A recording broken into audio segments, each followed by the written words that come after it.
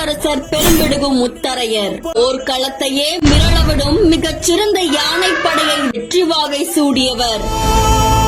தமிழனின் பெருமையை உலகமெங்கும் பரப்பி வரலாற்று நாயகன் என்ற பெயரை சூடிய பெரும்பிடுகு முத்தரையரின் வரலாறு இதோ. இரண்டாம் பெரும்பிடுகு முத்தரையர் முத்தரைய அரச குலத்தை சேர்ந்த இவர் வாழ்ந்திருக்காங்க அப்படின்னு கல்வெட்டுகள்ல சொன்னதா கூறப்படுது.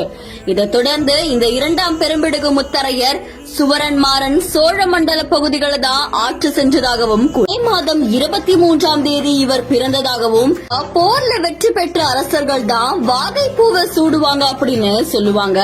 ஆனா பேரரசர் பெரும்பிடுகு முத்தரையர் போருக்கு போகும்போதே வாகைப்பூவை சூடிட்டு போவாங்களாம். ஏன்னா அவர் போற எல்லா போர்லையும் வெற்றி பெற்று வந்திருக்காங்க அப்படின்னு கூறப்படுது. வீரத்துல சிறந்த மன்னரா திகழ்ந்த முத்தரையர் அவருடைய மக்களுக்காக பல நன்மைகளை செஞ்சதாகவும் சொல்லப்படுது.